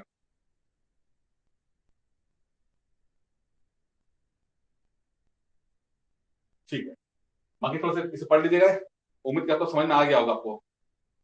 ये जरूर समझना जरूरी है, इसको समझ लो, इसका जस्ट उल्टा ये है, एक समझ लेना बस। इम्प्योरिटी ज्यादा इसके अंदर है, मेम्ब्रेन से पास कराएंगे तो इम्प्योरिटी रुक जाएगी और फिर पानी चला जाएगा प्योर, और यहाँ पे कम इम्प्योरिटी होती है, ठीक है। इसे बोलते हैं रिवर्स ऑस्मोसिस। इसका जस्ट उल्टा वाला केस होता है ऑस्मोसिस होता है। तो एक याद कर लो, दूसरा अपने आप याद रखेगा, कंफ्यूज नहीं हो गए, ठीक है। इसी वे पे फोकस करना। लेकिन अगर सिर्फ बात यहाँ पर खत्म नहीं करते हैं, यहाँ पर एक चीज और थी जो हमने पहले पढ़ा था, वो था डिफ्यूजन। पढ़ा पे मैंने पढ़ाया था मैंने पहले, ठीक है। ऑस्मोसिस और डिफ्यूजन में क्या फर्क है, देखो ऑस्मोसिस में सिर्फ सॉल्वेंट मूव करता है, सवाल था ना ये, सॉल्वेंट मूव करता है, पानी मूव करता है, सॉलिड मूव नहीं करता, सिर्फ ओनली सॉल्वेंट मूव, ओनली पानी मूव, जो इम्प्योरिटी है वो नहीं जाएगी आगे, उसे बोलते हैं ऑस्मोसिस। लेकिन डिफ्यूजन के अंदर दोनों सॉल्यूट और सॉल्वेंट दोनों मूव करते हैं, ये है फर्क, ये है फर्क। डिफ्यूजन परफ्यूम था, डिफ्यूजन, हाँ परफ्यूम। जैसे कि आपने परफ्यूम लगाया और वो स्मेल आगे तक पहुंची, तो जो आपने परफ्यूम लगाया उसके जो सॉल्यूट थे वो एयर में ट्रेवल करके दूसरी तरफ जाते हैं, वो डिफ्यूजन की तरह प्रोसेस के माध्यम से आते हैं। जैसे कि आपने परफ्यूम लगाया, यहाँ पे ये लगा परफ्यूम, जैसे ये समझ लो लगाया, और समय के साथ ये आगे तक बढ़ गए, क्यों, एयर सॉल्वेंट नहीं होती क्या, एयर सॉल्वेंट है, और जो परफ्यूम के जो कण है वो सॉल्यूट है। सिर्फ पानी ही नहीं होता है सॉल्वेंट ना, सॉल्यूट, गैस भी तो होती है, अभी बताऊं कैसे होती है, देखिएगा आपको आंसर भी सेम चीज, ठीक है ना। अब ये समझ सोचो कि सिर्फ पानी के अंदर नमक और चीनी का ही एक कॉन्सेप्ट होता है, एयर के अंदर लिक्विड मिक्स हो रही है कि नहीं हो रही है, एयर में एयर मिक्स होती है, एयर में लिक्विड मिक्स होती है, एयर के अंदर गैस मिक्स हो रही है, या एयर सॉरी गैस के अंदर सॉलिड मिक्स हो रहा है। हमने कहा स्मोक पढ़ा नहीं पढ़ा था, फॉग, फॉग क्या होता है कि एयर के अंदर लिक्विड आ जाना, फॉग होता है। तो वहां पर एयर क्या कर रही है, वो एक सॉल्वेंट काम कर रही है, और जो लिक्विड पार्टिकल्स हैं वो एक तरह का रोल प्ले कर रहे हैं सॉल्यूट की तरह। परफ्यूम का कमरे में फैलना यही डिफ्यूजन है, परफ्यूम का फैलना डिफ्यूजन के प्रोसेस से है। आपने यहाँ पे परफ्यूम नहीं होता है,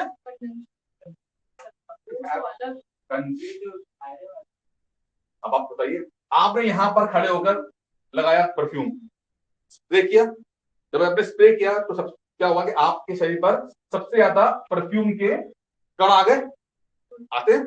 कुछ देर के बाद क्या होता है, ये कण हवा से मूव करते हैं, दूर जाते हैं, और ये दूर गए गए गए और ये बाहर फैल गए, तो दूसरा आदमी को है महसूस होगा कि आपने चोरी का लगाया हुआ आपने। जैसे आप इस दुकान पे गए, दुकान आपने डीओ मार लिया, दुकान पर अच्छा कुछ देर बाद, 1 मिनट बाद लगेगा, 2 मिनट बाद, मतलब तुरंत नहीं पता लगेगा, 1-1.5 मिनट बाद लगेगा, वो डिफ्यूजन के माध्यम से वो आगे बढ़ेगी तो होगा।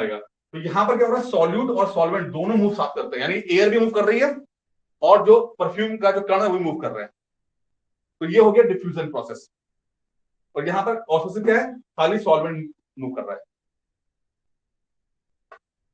पल्ले पड़ रहा है, क्वेश्चन आया हुआ है डिफ्यूजन का, ध्यान रखना, याद तो मैं पढ़ाया था आप लोगों को डिफ्यूजन का प्रोसेस, और सेम यही था कॉन्सेप्ट की परफ्यूम, अगर परफ्यूम हो रहा है तो कौन सा प्रोसेस है, आपने परफ्यूम लगाया वो कौन सा प्रोसेस है, वो डिफ्यूजन का प्रोसेस है,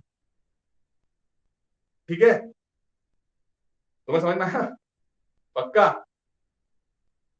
पढ़ लेना से, तुम दोबारा पढ़ लेना, ठीक है, कोई बात नहीं, तुम चलो दो बता दो, कोई दिक्कत नहीं है। तीसरा सवाल और भी 3 सवाल आए हुए हैं, ठीक है। ये सिंपल है, ये उम्मीद करता हूं बता दोगे आप लोग, बहुत सिंपल सा सवाल है। 2 कथन है, कथन ए और आर, जैसे जैसे ऊंचाई बढ़ती है पानी का क्या नाम है, द बॉइलिंग पॉइंट घटता है, the boiling point of water decreases as the altitude increases. जैसे जैसे ऊंचाई बढ़ती है बॉइलिंग पॉइंट पानी का कम हो जाता है, सही या गलत? सही। आर क्या है? ऊंचाई के साथ वायुमंडल दबाव बढ़ता है, ऊंचाई के साथ वायुमंडल दबाव बढ़ता है। तो आपके क्या होगा? सत्य है, ए सत्य है किंतु आर असत्य है। अब बताओ कैसा? आप पहले बताओ गलत वाला कैसे बताया आपने? ऊंचाई के साथ वायुमंडल दाब बढ़ता है, आपने कहा नहीं बढ़ता, घटता है। क्यों? है? क्यों घटता है? बताओ क्यों घटता है? ऑक्सीजन कम होती है।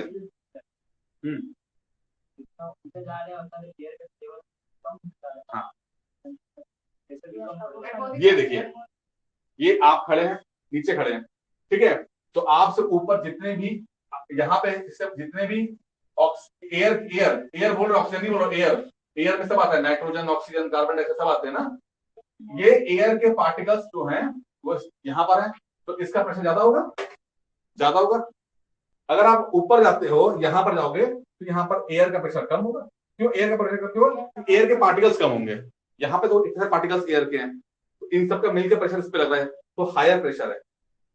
यहां पर देख रहे हो आप, ऊपर चले गए, पहाड़ों पर चले गए, तो वहां पर एयर कम है, इसलिए कम एयर, कम एयर, कम एयर का प्रेशर, ज्यादा एयर, ज्यादा एयर का प्रेशर।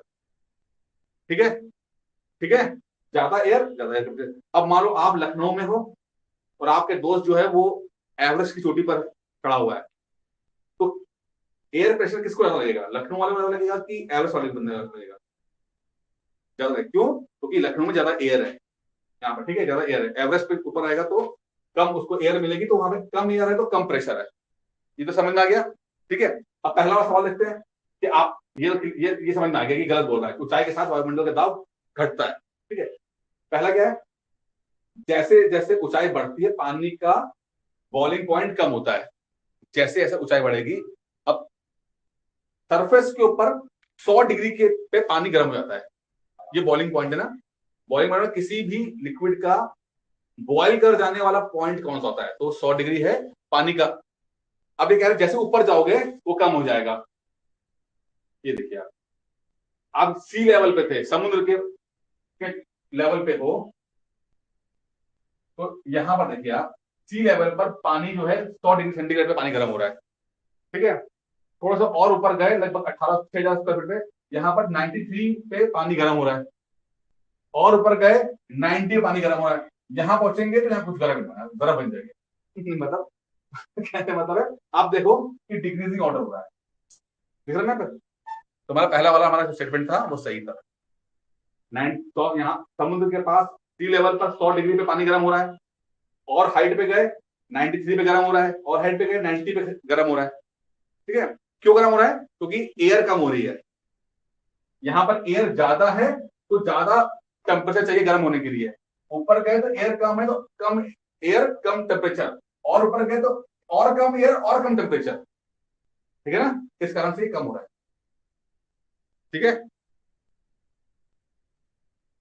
तो अगर एक आप खड़े हो और एक आपके दोस्त ऊपर एयरलाइंस पड़ा, तो पहले कॉफी कौन पिएगा?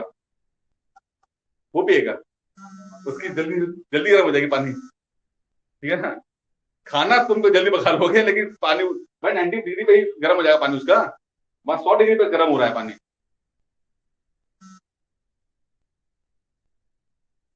सोचो सोचो सोचो, फंस गए हो।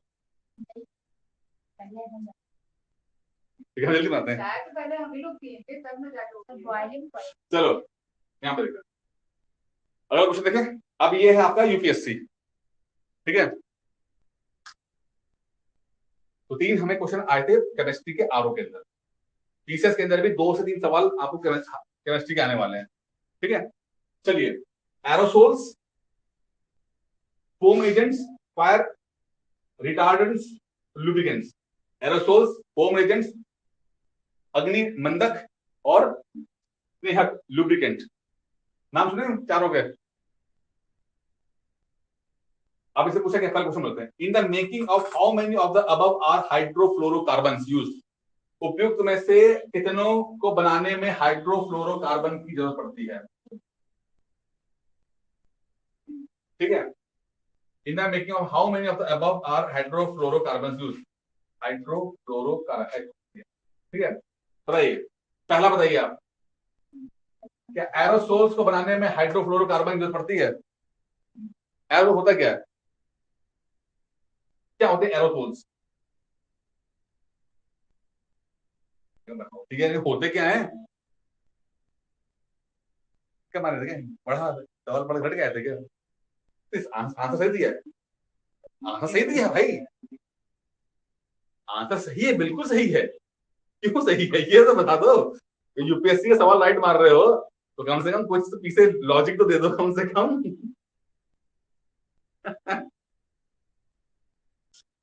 एरोसोल्स क्या होते हैं? क्या होते हैं एरोसोल्स? चलिए हम बताते हैं क्या होता है, हम जानते हैं क्या होता है। ये देखिए एरोसोल, अब देखिए आपने ये इस तरह का स्प्रे भी होता है। एयर के अंदर जितने भी आपके छोटे छोटे जो कण होते हैं उसे एरोसोल होते हैं। एयर के अंदर जो आपके छोटे छोटे सॉल्यूट्स हो जाते हैं, ठीक है, उनको हम बोलते हैं एरोसोल्स। एरोसोल्स अलग अलग प्रकार के, इसमें ये गैस भी हो सकते हैं, कुछ और भी स्प्रे स्प्रे हो सकते हैं इस तरह के। उन सबको एयर के अंदर जो होते हैं उन्हें हम एरोसोल्स कहते हैं।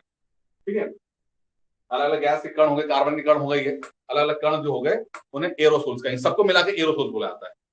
ठीक है, कोई पर्टिकुलर चीज नहीं है, कोई एक चीज नहीं है, एक टर्म है ये, एक टर्म है। जैसे सॉल्यूशन एक टर्म है, कोई चीज नहीं है।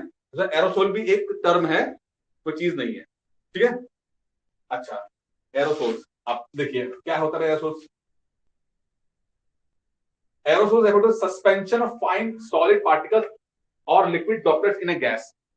यानी कि गैस के अंदर जब छोटे मोटे सॉलिड पार्टिकल या लिक्विड पार्टिकल लटके हों उन्हें हम एरोसोल्स कहेंगे। ठीक है, जैसे एयर है, एयर के अंदर छोटे मोटे कार्बन के पार्टिकल्स टहल रहे हो, या एयर के अंदर ठंडा पड़ा और थोड़े थोड़े लिक्विड के पार्टिकल्स आ गए तो फॉग बन जाता है, तो उन्हें एरोसोल्स कहेंगे। तो एरोसोल्स कोई चीज नहीं है, एक टर्म है। ठीक है ना? अच्छा, जैसे कि typically air aerosols can be natural और एंथ्रोपोलॉजिकल। ठीक है, जैसे कि इसमें डस्ट के पार्टिकल हो, पॉलन्स हो, शूट हो, स्मोक हो, लिक्विड ड्रॉपलेट्स हो, ये सब मान। ठीक है, अच्छा, अब कहता है हाइड्रोफ्लोरोकार्बन से बनते हैं। तो यहाँ पे क्या है इसकी, an aerosol is not inherently an hydrocarbon but some aerosol products can be contain HCF as a propellant। यानी कि जरूरी नहीं है कि सभी हों, बट कुछ तो हो सकते हैं हाइड्रोफ्लोरोकार्बन वाले। जैसे कि आपने स्प्रे देखा, मान लो ऐसा कोई स्प्रे है जिसके अंदर हाइड्रोफ्लोरोकार्बन है, क्योंकि हमने कहा है कि एरोसोल्स एक टर्म है, कोई प्रोडक्ट नहीं है। अब टर्म जब प्रोडक्ट नहीं है, टर्म है, तो टर्म में तो कुछ बन सकता है, हाइड्रोफ्लोरोकार्बन वाला कुछ बना सकते हैं, जैसे फ्यून वन बन सकता है। ठीक है ना? समझ में आ रहा है कि ऊपर से आ रहा है? पहले समझ, ये समझना, एरोसोल समझ में आया कि नहीं आया ये बताओ। एरोसोल क्या है कि ये दिख रहा ना एयर के अंदर, हाँ गैस, ये गैस है, इस गैस के अंदर कुछ छोटे छोटे पार्टिकल्स आपके मिल जाए। ठीक है, अब ये लटकते हुए मिल जाए तो इसे बोलते हैं एरोसोल। ठीक है ना? ये समझना क्या, अब एक टर्म है ये। ठीक है, अब वो कह रहे हैं कि क्या ये हाइड्रोकार्बन हाइड्रोफ्लोरोकार्बन से बने होते हैं? हाइड्रोफ्लोरोकार्बन एक्स जो ग्रीन हाउस को करने आते हैं, क्या ऐसे होते हैं? तो कहा कि जरूर नहीं सब हो, लेकिन कुछ हो सकते हैं। तो लिखा है सब नहीं होंगे, कुछ हो सकते हैं। तो मतलब पहला राइट हमारा कि हो सकते हैं, संभावना है। ठीक है, चलिए, यूपीएससी ध्यान रखिएगा थोड़ा सा, इसलिए वो आपकी वो आपका जो पूरा टैलेंट खींच वो पूरा जांच रहा है वो। ठीक है, दूसरा पॉइंट क्या था? पहला राइट है एरोसोल। दूसरा क्या है? Foam agent. फोम क्या होता है? आप शेविंग क्रीम यूज करते हो, फोम है ना, फोम क्रीम। ठीक है, तो क्या उसमें हो सकते हैं?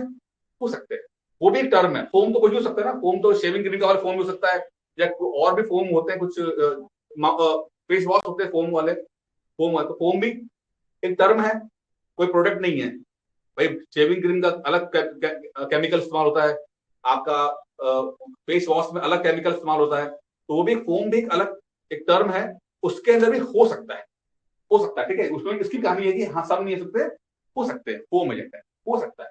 Foam agents can contain hydrofluorocarbons but not all foam agents are HCl। ठीक है ना, हो सकता है। जब एक टर्म हो जाएगा तब, क्योंकि आप देखो यूपीएससी में सवाल समझो, अगर कोई टर्म ऐसा है, अगर अगर फोम या जैसे एरोसोल है, तो अब आप सबकी जिम्मेदारी तो ले नहीं सकते हैं कि यार ये तो बिल्कुल हो नहीं सकता, कोई एक आधा भी हो गया तो संभावना रहेगी कि हाँ ये बन सकता है ये। ठीक है, अग्नि अग्नि अग्नि मंदक यानी कि फायर एक्सटिंग्विशर, तो वहां पे हो सकता है, फायर एक्सटिंग्विशर में करता है, ठीक है। वहां पर नहीं यार, मेरा गलत पढ़ा तुमने, ठीक है। Fire extinguisher are not heavy, क्योंकि हमने पढ़ा था वहां नाइट्रोजन इस्तेमाल होता है, वहां ड्राई कार्बन डाइऑक्साइड इस्तेमाल होती है, याद है आपको, ठीक है ना। तो वहां ये सब इस्तेमाल होता है, ठीक है। वहां पे और ये बल्कि और भी से बनाते हैं, और अलग अलग केमिकल से बने होते हैं, फोम से बने, जेल से, कोटिंग से बने होते हैं, क्योंकि काम क्या होता है कि वो सीधे गैस के ऊपर ऐसे इस्तेमाल करते हैं, ठीक है, किससे भी आएगा आएगा, ठीक है, ठीक है, ऐसा करते हैं। तो lubricants are not typically hydrofluoric. और हाँ, लुब्रिकेंट क्या है, और लुब्रिकेंट तो लुब्रिकेंट होता है, मतलब उसमें तो वैसे ही हाइड्रोफ्लोरोकार्बन नहीं होता है, ठीक है। तो ओनली टू राइट्स है, ठीक है, इसके अंदर फर्स्ट टू, ठीक है। चलिए अगला देख लेते हैं फटाफट, खत्म हो जाएगा जल्दी आपका। यूपीएससी का है, पढ़ते हैं, दिमाग लगाते हैं। ऑटोमोबाइल यानी कि गाड़ी, ठीक है, और एयरक्राफ्ट में प्रयुक्त होने वाले अवयवों के विनिर्माण में कार्बन तंतुओं का इस्तेमाल होता है। Carbon fibres are used in the manufacture of components used in automobiles and aircraft. पहले तो कार्बन फाइबर क्या होता है, सवाल ये कार्बन फाइबर होता क्या चीज है। जैसे कॉटन फाइबर होता है, कॉटन फाइबर होते हैं, कॉटन फाइबर, भाई कॉटन फाइबर से आपके कपड़े बनते हैं, कॉटन के। फाइबर का मतलब क्या होता है, फाइबर मतलब सिंपल एक धागा, ठीक है ना। और इसी को जब हम इन धागों को जब हम ऐसे करते हैं तो आपके टेक्सटाइल कपड़े बनते हैं, है ना, ये तो है ना। तो वो कॉटन फाइबर होते हैं जो कि सेलुलोज से बने होते हैं, ठीक है। फिर आपके यहीं पर आपको तो सिंथेटिक फाइबर भी होते हैं, जैसे आपके पॉलिस्टर के कपड़े होते हैं, ठीक है ना। तो कुछ ऐसे ही फाइबर जो होते हैं वो कार्बन से बने होते हैं, ऐसे फाइबर होंगे जो कार्बन से बने होंगे, और इनको जब हम इस तरह से कर देंगे तो ये भी तरह कपड़े कपड़े के काम करेंगे, कपड़ा काम करते हैं। और उसको मैं शक्ल दिखाता हूँ जिससे आपको आइडिया मिल जाएगा। ये देखिए, दिख रहा है आपको कार्बन फाइबर, ठीक है। जैसे कपड़ा है, आप कॉटन कॉटन कपड़ा होता है, पॉलिस्टर कपड़ा होता है, तो कार्बन फाइबर कपड़ा हो गया। क्लियर हो गया ना। केवल अब सवाल क्या है कि ऑटोमोबाइल और एयरक्राफ्ट में प्रयुक्त होने वाले अवयव में के निर्माण में कार्बन तंतुओं का इस्तेमाल होता है। क्या हो सकता है क्या कि कार्बन फाइबर जो है वो एयरक्राफ्ट और ऑटोमोबाइल में काम आ जाए, आते हैं, ठीक है। उनमें सीट सीट वगैरह बनाने काम आते हैं कई जगह पे कार्बन फाइबर जो है, तो इसकी ना मजबूत बहुत होता है, ठीक है। और बहुत गर्मी बर्दाश्त कर सकता है, बहुत ताकत बर्दाश्त कर सकता है, इसलिए ये चीज इस्तेमाल होती है। कार्बन फाइबर बहुत मजबूत होता है, ठीक है, तो ये इस्तेमाल होता है। Carbon fibre once use can not be recycled, ऐसा है, रिसाइकल हो जाता है, मुश्किल होता है लेकिन हो जाता है, ठीक है। तो इसमें पहला राइट है खाली, ओनली वन इज करेक्ट, ठीक है। ये मैं आपको carbon fibres are thin strong crystalline filaments of carbon that are used as strengthening material particularly in the composite material, ठीक है। High strength to weight ratio, high stiffness, corrosion resistance, high thermal conductivity, low thermal expansion, electric conductivity, ये सब मतलब कि एक किसी भी कपड़े के अंदर जो मजबूती चाहिए होती है, जहां एयरक्राफ्ट और बड़ी बड़ी जहां पे बहुत ज्यादा स्ट्रेस की जरूरत है, वहां पर ये कपड़ा काम आता है, वहां पे कपड़ा काम आता है भाई, ठीक है।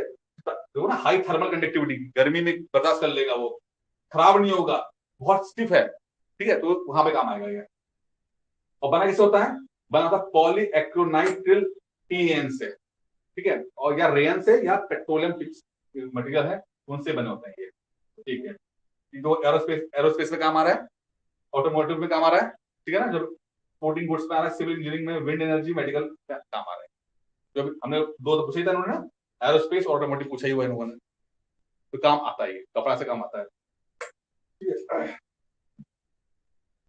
Carbon fibre can be recycled, but इसको रिसाइकल करना मुश्किल होता है, लेकिन हो जाता है, ठीक है।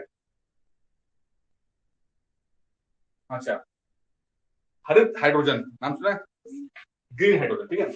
With reference to the green hydrogen consider the following statement, it can be used directly as a fuel for internal combustion. क्या इसे आंतरिक दहन के लिए ईंधन के रूप में सीधे इस्तेमाल किया सकता है, कर लेते हैं, ग्रीन हाइड्रोजन कर लेगा आपको, इंटरनल कंबशन जब भी गाड़ी चला रहे हो कर लेगा, ठीक है। It cannot be blended with natural gas and used as a fuel for heat or power generation. इसे प्राकृतिक गैस के साथ मिलाकर ताप या शक्ति जनन के लिए ईंधन के रूप में इस्तेमाल किया सकता है, कर सकते हैं, कर सकते हैं। इट कैन बी ब्लेंडेड, मतलब कि ग्रीन हाइड्रोजन के अंदर आप कोई और गैस मिला दो, तो गैस मिक्स करके आप करो, ये बोल रहा है, ठीक है। इसे प्राकृतिक गैस के साथ मिलाकर ताप या शक्ति जनन के लिए ईंधन के रूप में काम कर सकते हैं। It can be use in the hydrogen fuel cell to run vehicle. Fuel cell के अंदर हाइड्रोजन, ग्रीन हाइड्रोजन डाल देंगे तो चल जाएगा। मतलब जो गाड़ी जो होता है ना, गाड़ी के अंदर जो, मतलब इसका मतलब है जो वो गाड़ियां जहां पर जो हाइड्रोजन चलती हैं, तो है अरे बैटरी के अंदर जो वाली बैटरी, जो फ्यूल सेल बैटरी होती है, फ्यूल सेल का मतलब बैटरी है, तो ऐसी बैटरी जिसके अंदर हाइड्रोजन चल रही है जो बैटरी, ठीक है, तो वही है। तीनों ध्यान में राइट है इसके अंदर, ठीक है, आंसर ठीक है, सभी तीन राइट है, ठीक है। एक्सपेरिमेंट कर दिया आपको, हमने ग्रीन हाइड्रोजन पढ़ चुके हम लोग काफी ज्यादा, यही वो दिन। अंतिम क्वेश्चन देख लेते हैं भाई अपना, hydrogels control hydrogels control drug delivery patient, रोगियों में नियंत्रित औषधि डिलीवरी, चल वातानुकूल प्रणाली, औद्योगिक स्नेहकों यानी कि प्रिपरेशन ऑफ इंडस्ट्रियल लुब्रिकेंट्स में काम आती है। इनमें से कहाँ का आता है? देखिए हाइड्रोजेल्स होते क्या है, पहले समझिए हाइड्रोजेल्स क्या होता है। ये है हाइड्रोजेल्स, ठीक है, गोले रखी होती है इस तरह के। हाइड्रोजेल, जेल जैसे गोलियां होती है, कहाँ का काम आती है? तो हाइड्रोजेल आपको आंखों जो कॉन्टेक्ट लेंस काम आती है, इस तरह आप कॉन्टेक्ट लेंस दिया आप लोगों ने? हाँ, ये मतलब उसी तरह के हाइड्रोजेल्स हो रहे हैं, जो जेली टाइप की चीजें होती है उन्हें हाइड्रोजेल्स कहते हैं, ठीक है। मैंने आपको फोटो दिखा दी बस आपको, लेकिन समझिए कॉन्टेक्ट लेंस देखा ना आपने इस तरह का, देखो ये हाइड्रोजेल्स कहते हैं। तो कॉन्टेक्ट लेंस में काम आ रहा है, कुछ चोट लग जाए, चोट के ऊपर वो आजकल जो कई क्रीम आती है जो ऐसे लगा देते हैं, तो वो उससे घाव जो ठीक हो जाते हैं। एग्रीकल्चर भी काम आता है, ड्रग डिलीवरी काम आ रहा है, जब भी पढ़ा हम लोगों ने, ठीक है। डिस्पोजल डायपर से काम आता है, टिश्यू इंजीनियरिंग काम आता है, तो 5 जगह पे हाइड्रोजन काम आते हैं। तो यहाँ पर सवाल क्या था? सवाल ये तो था ना कि भाई कहाँ काम आते हैं? तो कंट्रोल ड्रग डिलीवरी इन पेशेंट्स काम आता है, पेशेंट है ना। मोबाइल एयर कंडीशनिंग काम आता है? नहीं काम आता है, वहां नहीं समझा। प्रिपरेशन ऑफ इंडस्ट्रियल लुब्रिकेंट्स नहीं आता, वो मेडिकल वाले में आता है, इंडस्ट्रियल वाले में नहीं आता है, ठीक है। तो ये आप कर लेगा, ये पूरे आपके खत्म हो गए। एक रह गया, which of the following is the exhaust pipe emission from fuel cell electric vehicle? Simple question बताता हूं मैं कि अगर एक गाड़ी है इलेक्ट्रिक व्हीकल जो कि चलती है हाइड्रोजन के ऊपर, तो उसका वेस्ट क्या निकलेगा? जैसे कि गाड़ी अभी कार चलती है, वो कार में पेट्रोल भरा होता है, तो कौन सी गैस निकलती है as waste? Carbon dioxide, carbon monoxide सब निकलता है ना। तो अगर हाइड्रोजन गाड़ी चलेगी तो कौन सा वेस्ट निकलेगा? हाइड्रोजन पेरोक्साइड, हाइड्रोनियम, ऑक्सीजन या वाटर वेपर? ये मैं आपको पढ़ा चुका हूं, आपको पता है, पढ़ाया हुआ मैंने आपको, अभी याद आ जाएगा आपको, जब मैंने कहा था कि हाइड्रोजन क्यों सबसे क्लीन फ्यूल है, क्योंकि इसका वेस्ट जो होता है वो वाटर वेपर होता है। याद करो, मैं पढ़ा था, लोगों को याद है, ठीक है। तो ये है इसका आंसर। ये देखिए 2H2 प्लस O2 जो है, हाइड्रोजन जब जलेगा तो पानी निकालेगा, इलेक्ट्रिसिटी पैदा करेगा, और तो वाटर वेपर यही निकलेगा। तो इसीलिए हाइड्रोजन गैस को बहुत अच्छा फ्यूल माना जा रहा है भविष्य का, क्योंकि इसका वेस्ट जो है पानी है, वाटर वेपर है, कोई कार्बन डाइऑक्साइड नहीं है, कोई मोनोऑक्साइड नहीं है। ये क्वेश्चन इंपॉर्टेंट है, मैं कई बार पढ़ा भी चुका हूँ। इसलिए हाइड्रोजन को भविष्य में एक फ्यूल, अच्छे फ्यूल के रूप में रखा जा रहा है, ठीक है ना। तो ये यूपीएससी के 4-5 सवाल हो गए, पीसीएस के हमने पढ़ लिए, आरओ का पढ़ लिया। अब थोड़ा सा एक और क्लास रहेगी जिसमें एनडीए सीडीएस वगैरह क्लास का मैं देख लूंगा, इस तरह का पूरी केमिस्ट्री एक तरफ से कवर हो जाएगी, ठीक है। और उम्मीद करेंगे कि केमिस्ट्री से भी हमें सवाल कुछ फंस जाए, ज्यादा नहीं पढ़ना, बाकी पढ़ना तो पढ़ लीजिएगा, लेकिन कम से कम टॉपिक्स को ढंग से पढ़ लीजिएगा।